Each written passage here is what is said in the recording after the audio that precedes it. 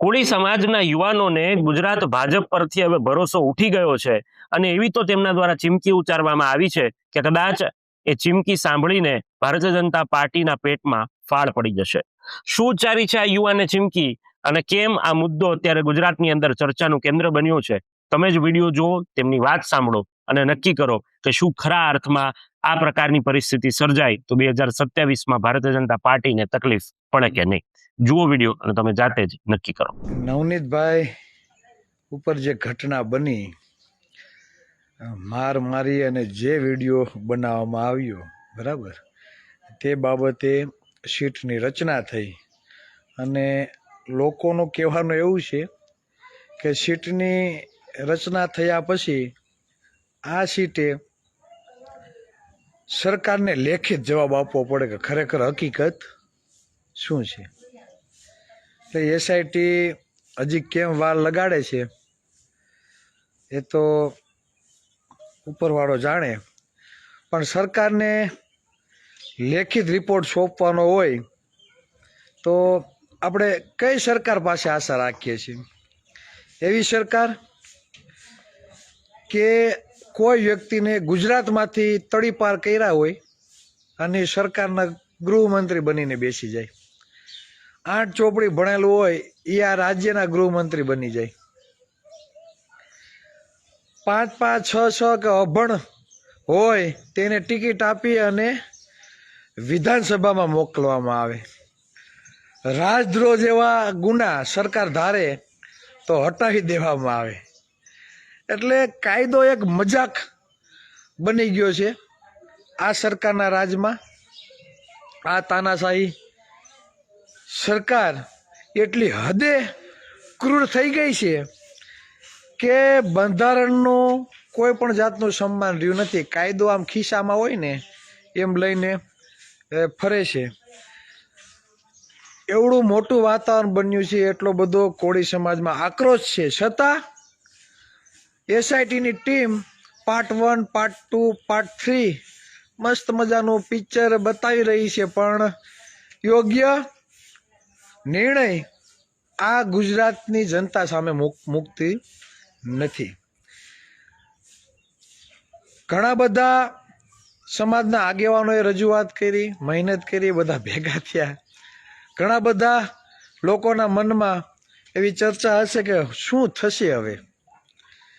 એટલે બધા, ખાસ કરીને કોળી સમાજ અને ગુજરાતના નાગરિકોને કહેવા માગું છું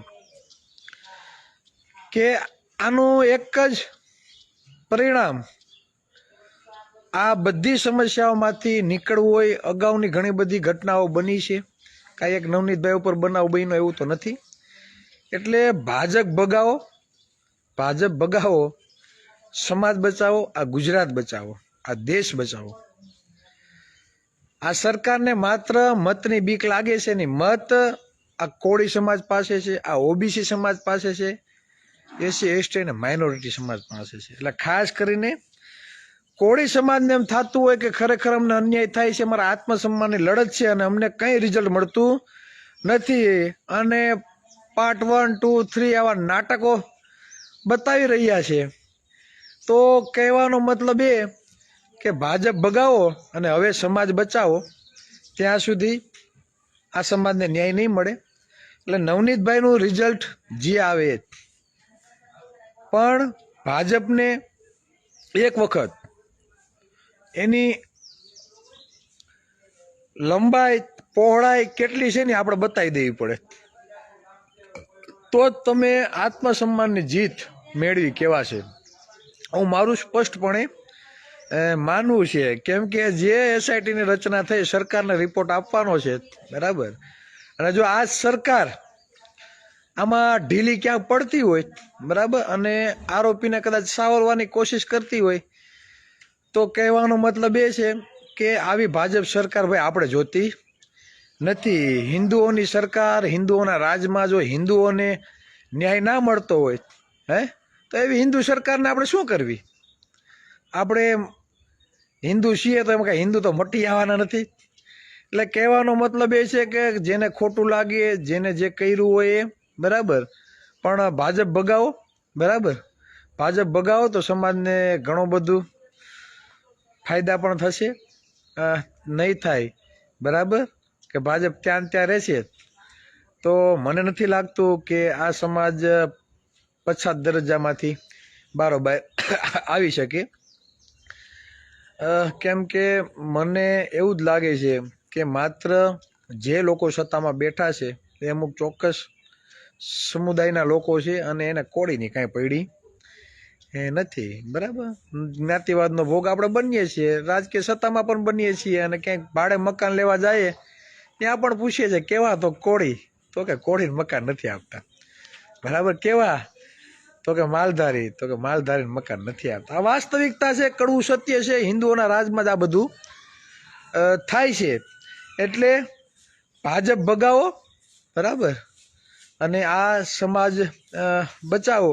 જ્યાં લગી આપણે વાસ્તવિક રીતે આગળ નહીં વધીએ, તર્ક સાથે આગળ નહીં વધીએ, ત્યાં સુધી આપણું કોઈ પણ જાતનું ભલું થવાનું નથી. બરાબર, દરરોજ નાટક જે દુઃખી થવું, શું થશે, એના કરતાં એક પ્રણ લઈને નીકળી જાઓ કે 2027માં ભાજપને સત્તા ઉપર બેસવા દેવાની નથી. બરાબર, હા, એટલે હું પાછો કોઈ પક્ષમાં નથી, પણ જે સત્તા પક્ષ દ્વારા આપણો અન્યાય થયો હોય તો હંમેશા સત્તા પક્ષનો જ વિરોધ થાય.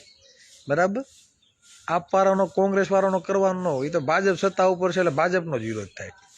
એટલે કહેવાનો મતલબ એ છે કે આપણા જે પણ માન્ય આગેવાનો છે, બરાબર, એ ભલે ત્યાં જ્યાં હોય ત્યાં રહે. બરાબર, કદાચ પ્રોટોકોલ નડતો હોય, બોલી ના શકતા, આવું બને. બરાબર, તો પણ આપણે કંઈ એનાથી વાંધો નથી. પણ હવે આપણે શું કરવું એ વિચારવાનું છે. ભાવનગરની જે પણ ટીમ કાલથી જે મહેનતમાં લાગી છે અને 100 વંદન ચિરાગ ઝાલાના, અમે તમારી સાથે છીએ. તમે તમારા મહાસંમેલનની તૈયારી કરો. બરાબર, અને ભાજપ ભગાવવા માટે બધા તૈયાર થઈ જાઓ. લાગઠ હાલ બગદાણા, પાલીતાણા, મહુવા, સુરત, આ બધી જગ્યાએથી એવા સૂર ઉઠ્યા છે કે અમે ભાજપનો બહિષ્કાર કરશું. હું આશા રાખું કોળી સમાજના દરેક ગામોમાં, દરેક તાલુકામાં, કે તમારા ગામના ગયણા ગૈઠા જ ભાઈ કોઈ રાજકીય પક્ષમાં હશે. બાકી 90% સમાજને કાંઈ પક્ષો સાથે લેવા દેવા હોતી નથી. તો આગેવાનો કે એમ મત નાખે તો ભાઈ આગેવાનોને થોડોક ટાઈમ સાઈડમાં રાખી દો. બરાબર, અને બધા ખુલીને બહાર આવો અને ભાજપનો બહિષ્કાર કરો. જય સંવિધાન, જય ભારત. સાંભળ્યા ને? આ શબ્દોથી કદાચ ભારતીય જનતા પાર્ટીના પેટમાં ફાડ તો પડી જશે.